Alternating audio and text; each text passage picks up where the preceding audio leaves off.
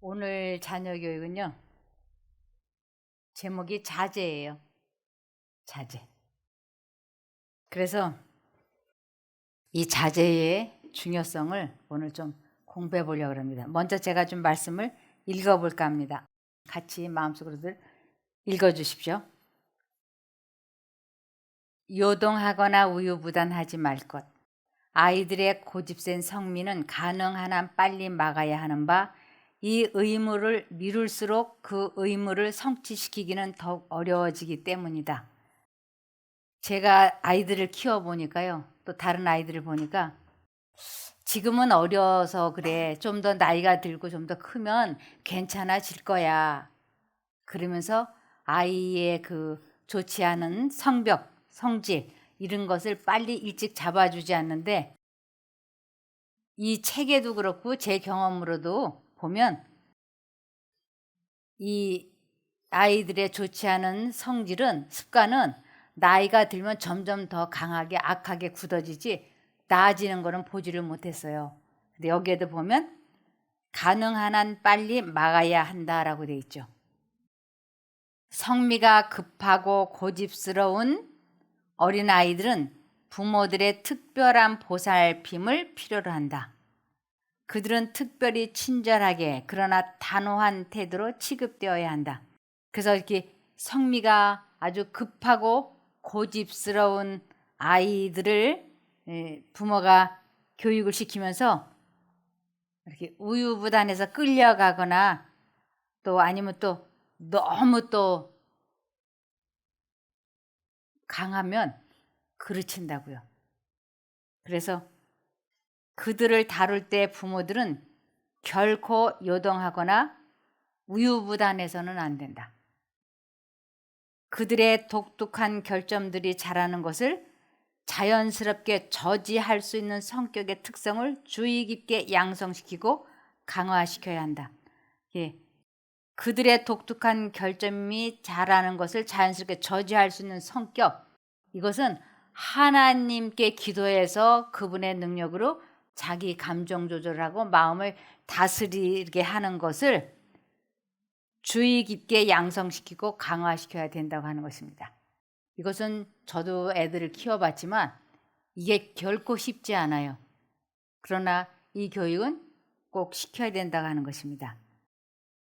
아이의 성급하고 고집센 성질을 내버려 두면 그는 파멸하고 말 것이다. 이것이 어려서부터 타고난 기질, 후천적으로 배양된 습관, 그런 것이기 때문에 이것을 나이가 어릴 때 빨리 이렇게 잡아주라고 말씀하고 있습니다. 아이의 결함은 해를 거듭할수록 더 강하여질 것이며 그의 지력의 발달을 방해하고 모든 선하고 고상한 그의 품성의 특성을 압도할 것이다. 그래서 성격이 강하고 고집이 세면 지력의 발달을 방해한다고 되기 때문에 아이들이 정말 나이가 1살이라도 어렸을 때 고집세고 성급하지 않도록 부모가 아주 잘 교육을 시켜야 한다고 하는 것입니다. 그래서 아이들과 대화를 나눌 때 누구보다도 이렇게 대답할 말을 깊이 생각해야 되는 것이 부모라고 할 수 있죠. 왜냐하면 부모의 성급하고 잘못된 말이 아이들을 격발시킬 수 있기 때문에 그렇습니다. 이것을 잠언 15장 28절에 의인의 마음은 대답할 말을 깊이 생각하여도 악인의 입은 악을 쏟느니라. 의인의 마음, 즉 예수님의 마음을 품고 있는 사람을 의인이라 그래요. 그래서 예수님의 마음을 품고 있는 사람은 대답할 말을, 누구하고 대화를 나눠도 대답할 말을 깊이 생각해보고 대답한다고요. 그러면서 악인의 입은 악을 쏟느니라. 그래서 악인의 입, 하나님과 분리되어 있는 사람, 그래서 그들은 내 생각이 옳다라고 생각이 되면 그냥 자기 주장을 말하죠. 그래서 잠언 23장 22절에 보면 특별히 아이들에게 무엇을 가르쳐야 되느냐면 너를 낳은 아비에게 청종하고, 그래서 아버지에게 특별히 순종을 하도록 교육을 시키라고요. 그래서 내 늙은 어미를 경히 여기지 말지니라. 아이들이, 특히 아들들은 엄마를 좀 이렇게 아버지보다는 덜 어려워해요. 그래서 이렇게 말도 존댓말을 잘 쓰지 않고 함부로 대하는 경향이 있는데, 그렇게 하지 말라고 말씀하고 있습니다. 그래서 여기 이 자기 부모를 어려서부터 공경하지 않고 자라나는 사람들의 미래가 험악해질 것이다 라는 것이 성경에 예언이 되어 있어요. 자기의 부모의 권위에 불순종을 하고 함부로 대하는 사람들의 미래는 아주 험악해질 것이다. 이것이 잠언 30장 17절입니다. 아비를 조롱하며 어미 순종하기를 싫어하는 자의 눈은 골짜기의 까마귀에게 쪼이고 독수리 새끼에게 먹히리라. 이 골짜기의 까마귀에게 쪼이고 독수리 새끼에게 먹힌다고 하는 것은 변사하여 매장되지 못할 것이라는 그런 뜻이에요. 그러니까 변사하여 매장이 되지 못할 것인가, 그 인생을 아주 험악하게 살게 될 것을 이렇게 말씀하고 있습니다. 그래서 아비를 조롱하며, 아비의 말을 통 듣지 않는 거예요. 장수는 부모를 공경하는 자들에게 약속되어 있다. 내 부모를 공경하라. 그리하면 내가 내게 준 땅에서 내가 오래 살리라. 이 장수하리라는 것은 이 땅에서 잘 산다는 것보다 영생을 얻어서 천국에서 영생할 것이라는 뜻이에요. 그러니까 하나님을 믿는 사람들의 가장 기본적인 게 뭐냐면 자기 부모를 공경하는 것이에요. 이것을 부모가 자녀에게 어려서부터 가르쳐 주어야지 되는데, 그렇게 하면 아이에게 대답할 말을 깊이 생각해 보고 아이를 잘 교육을 시켜서 부모님의 말씀에 순종을 하도록 교육을 시켜야 된다고 하는 것입니다. 그러면서 이 불순종하는 자녀가 있으면 끊임없이 부부가 다툼을 하게 돼 있어요. 그리고 이 불순종하는 자녀로 인하여 가정 불화가 끊임없이 일어날 것이라는 것이 잠언 19장 13절에 미련한 아들은 그의 아비의 재앙이요 다투는 아내는 이어 떨어지는 물방울이니라. 그래서 이 미련한 아들 하나, 불순종하는 잘못된 아이 하나를 키워내면 부부는 계속 다투어야 되고, 그걸로 인하여 부모들에게는 재앙이 시작이 된다고 하는 것입니다. 그래서 부모가 자녀들에게 자제를 가르치기를 원한다면 자신부터 먼저 그 습관을 형성시켜야 한다. 만일 부모가 자녀들에게 친절하게 설득한다면 그들을 처벌할 필요가 없다는 것을 여러 번 발견할 것이다.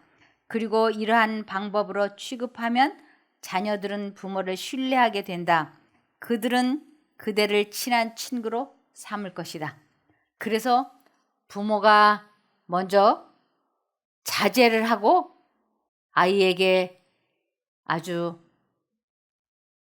잘 대해주면 아이들이 자기 속에 있는 말들을 부모에게 털어놓고 부모를 이 세상에서 가장 좋은 친구로 생각하게 된다고 하는 것입니다.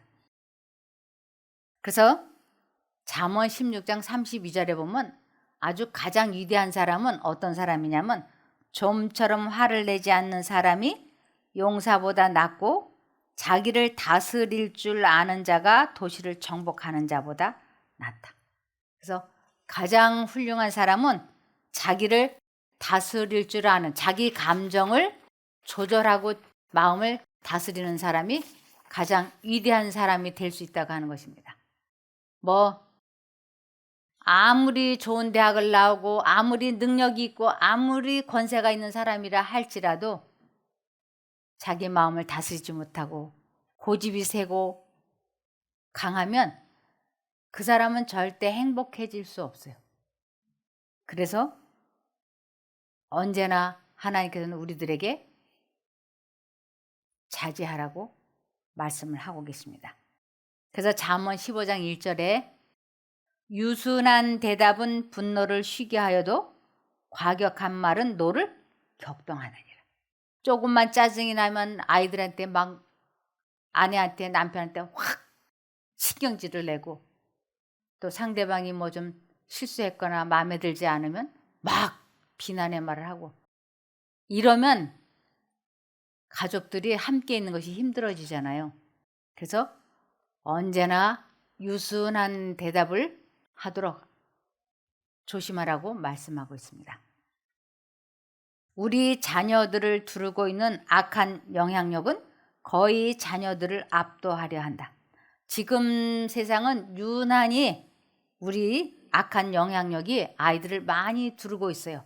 컴퓨터, 핸드폰, TV, 좋지 않은 책, 만화, 영화, 이러한 것들이 아주 우리 자녀들을 압도하려고 그러죠. 그것은 자녀들의 마음을 부패시키며 그들을 멸망으로 인도한다.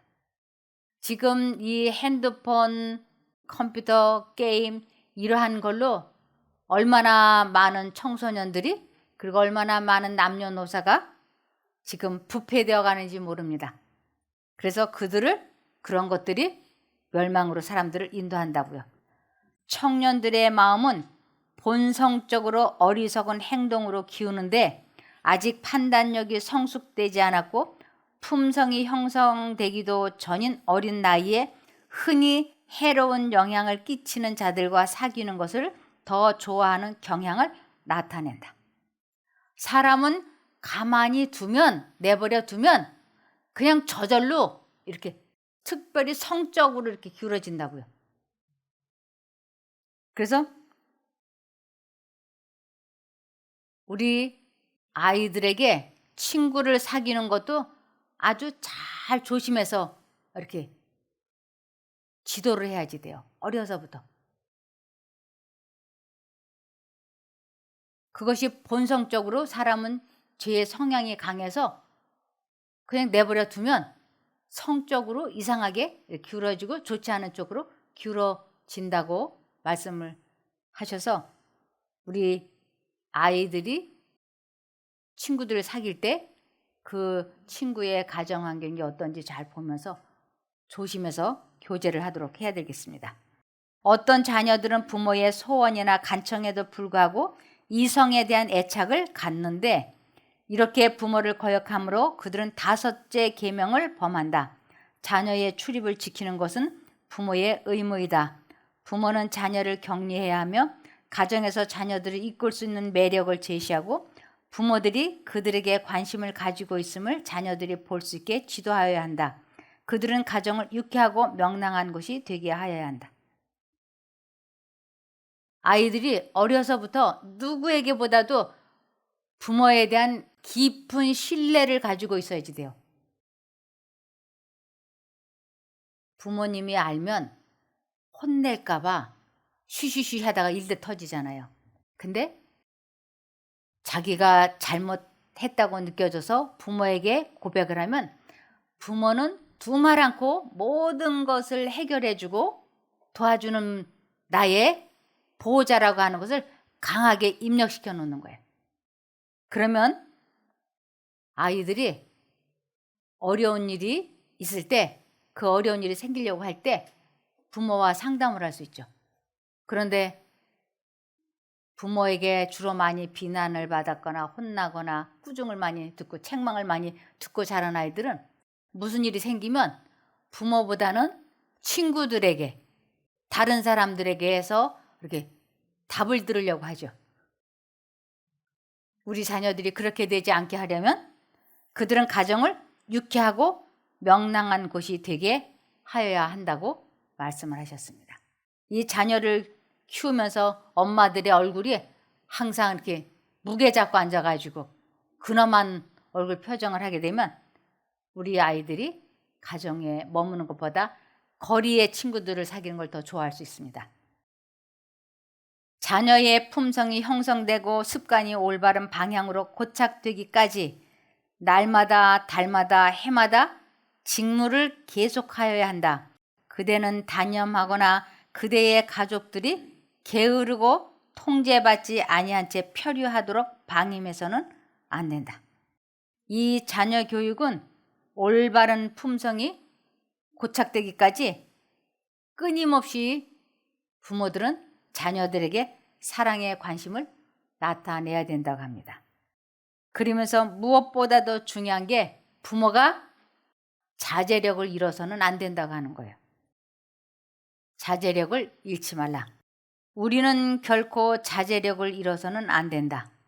우리 앞에 항상 완전한 모본이신 그리스도를 모시자. 성급하고 짜증스럽게 말하거나 말을 하지 않을지라도 노기를 띠는 것은 죄이다. 우리는 합당하게 행하여야 하며 그리스도를 바르게 나타내야 한다. 노한 말을 하는 것은 부싯돌에 부싯돌을 때리는 것과 같아서 당장의 분노의 감정을 불붙인다. 엄마가 화를 내서 빨리 와! 하고 소리를 지르면 애도 알았어! 이런다니까요. 근데 엄마가 빨리 와. 그러면 애도 응 알았어. 이렇게. 그래서 가는 말이 고면 오는 말이 부드럽죠. 그래서 이 노기를 띠는 것은 죄다 그랬어요. 화는 지금 막 상대방한테 악을 쓰지는 않지만 온몸에 분노를 가득 담고 얼굴에 표정이 녹아 등등해 있으면 그거는 죄라고요. 즉 하나님과 관계가 분리되어 있을 때 감정 조절이 되지 않았을 때 나타나는 증상이니까 이유를 불문하고 엄마 아빠는 하나님을 불러서 그분의 능력으로 이 마음을 다스려야지 된다고 하는 것입니다. 제가 요즘 아주 자주 듣는 말 중에 하나가 뭐냐면 저 결혼 안 할 거예요. 왜? 아, 우리 부모님 결혼 생활 하는 거 보니까 그거 하면 안 되겠던데요? 이렇게 말하는 사람들이 의외로 많은 거예요.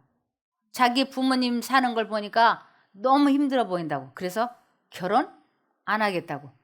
그런데 부모는 또 뭐라 그러냐면 아니 애들을 다 키워놨는데 안 나간다고. 빨리 결혼해서 나가줬으면 좋겠다. 안 나간다고. 그런데 자식들이 안 나가는 이유가 본인에게도 있다고 하는 거를 모르더라고요. 그래서 특별히 에베소서 4장 26절에서 27절에 보면 화가 나더라도 죄를 짓지 말고, 이 화가 나더라도 죄를 짓지 말라는 것은 그 화를 빨리 풀어버리는 것이, 폭발하지 않는 것이 죄를 짓지 않는 거라고요. 해가 지기 전에 곧 화를 푸십시오. 그렇지 않으면 마귀에게 기회를 주게 됩니다. 그래서 화가 나더라도 죄를 짓지 말고 빨리 풀어버리고 바로 화해를 하라고요. 엄마나 아빠가 기분 좀 나쁘다, 화가 난다. 그러면 말 안 하고 막 몇 시간, 어떤 경우에는요 막 한 달도 가는 집도 있더라고요. 근데 그것은 끔찍한 죄라고 나와 있어요. 그 마음에 하나님이 계시지 않는 사람들의 특징이 이 화를 빨리 풀지 않는 거예요. 화는 사단의 것입니다. 그래서 내가 지금 화가 난다. 그럴 때 예수님을 빨리 부르면 이 마음이 풀어지면 상대방이 나에게 사과를 하든지 하지 않든지 상대방이 나에게 뭐라고 했든지 간에 무조건 내 쪽에서 먼저 손을 내밀고 관계를 화기애애하게 회복시키는 것이 그리스도인이라고 할 수 있습니다. 여기 한 유명한 황제가 임종하면서 모든 나의 정복 가운데서 지금 나에게 위안을 주는 유일한 정복이 있는데 그것은 내 자신의 거친 성격을 이겨낸 정복이다라고 말하였다. 이 세상에서 애쓰고 고생하며 우리 다 살았어요. 그리고 이제 마지막 죽음을 앞두고 이 사람처럼 말할 수 있다면 너무 보람 있는 삶을 살았죠. 나는 내 성격을 이겨내고 나 자신을 정복했다. 이렇게 말을 해야 우리는 하늘에 가서 영생을 할 수 있어요. 알렉산더와 시저는 자신을 복종시키는 것보다 세상을 정복하는 것이 더 쉽다는 것을 발견하였다. 나라들을 속속 정복한 후에 그들은 죽었다. 알렉산더는 부절제로 시저는 광적인 야심 때문에 쓰러졌다. 그래서 이렇게 세계를 정복했지만 자기 자신을 정복하지 못한 것은 인생의 패배자가 되는 것입니다. 그러므로 자기 자신과의 싸움에서 이기는 이러한 것을 자녀들에게 모범으로 보여주고, 그리고 자녀들에게 그것을 가르쳐주는 것을 잠언 22장 6절에 마땅히 행할 길을 아이에게 가르치라. 그리하면 늙어도 그것을 떠나지 아니하리라. 그 어렸을 때 6살 이전에 가정교육을 잘 시키면은 그 이후의 삶은 무난하다고 할 수 있어요. 이 7살까지의 그 교육이 얼마나 중요한지 몰라요. 그래서 어떤 책임가는 유치원 들어가기 전까지 나는 다 인생에 있어서 중요한 것을 배웠다라는 사람이 있더라고요. 그래서 그 7살이 될 때까지 8살 학교 들어가기 전까지 꼭 배워야 되는 것은 마음을 다스리는, 예수님을 불러서 감정 조절하는, 그리고 다른 사람들에게 봉사를 하는 삶을 살도록 가르쳐 주는 것이에요. 끊임없이 부모가 신경 써서 잘 교육시켜야 되는 것, 그것은 이 세상의 영어 단어 수학 문제가 아니고 하나님을 의지해서 자기 감정을 조절하고, 그리고 다른 사람들을 도울 줄 아는 쓸모있는 사람이 되도록 하는 것이라고 말씀에는 나와 있습니다. 그래서 계시록 21장 7절에 이기는 자는 이것들을 유업으로 얻으리라. 자기 자신을 이기는 자는 유업으로 뭘 받는가? 천국을 받아요. 그래서 이기는 자는 이것들을 천국을 유업으로 얻으리라. 나는 저의 하나님이 되고 그는 내 아들이 되리라. 지고 있다면 하나님을 믿고 있지 않는 거예요. 그래서 하나님이 나의 하나님이 되고 내가 그의 아들이 되기를 원한다면 우리는 반드시 자신과의 싸움에서 이겨야지 돼요. 그런데 싸워서 이길 수 있는 방법이 요한일서 5장 5절에 예수께서 하나님의 아들이심을 믿는 자가 아니면 누가 세상을 이기는 자이겠느냐. 내가 지고 있다면 하나님을 믿지 않는 것이다 라는 뜻이에요.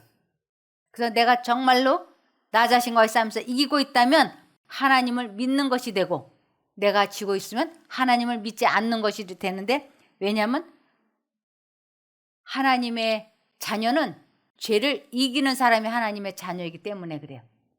우리가 꼭 자신과의 싸움에서 이겨서 이 땅에서도 잘되고 천국도 얻기를 바라며 말씀을 마치겠습니다. 기도하고 마칠까요? 하늘에 계신 저희들의 아버지 하나님, 저희들이 아이들을 하나님의 뜻대로 교육을 시키고 싶습니다. 그러나 저희가 자제력이 부족해서 하나님과 분리되어서 얼마나 많은 실수를 했는지 모릅니다. 이러한 저희들의 잘못을 용서하여 주시옵소서. 그리고 이제부터라도 주님과 연합하여서 훌륭한 자제력을 갖고 아이들을 잘 지도하게 도와주시옵소서. 매 순간마다 이 길이 주님의 길인가 하고 물어봐 가면서 가족들에게 친절하고 자상한 엄마와 아내가 될 수 있게 도와주시옵소서. 이렇게 배우고 삶에 적용하여 나가면서 자신과의 싸움에서 승리하는 부모와 자녀가 되어서 주님 오시는 그날 우리 모두 구원을 받을 수 있게 도와주시기를 예수님 이름으로 기도드리옵나이다. 아멘.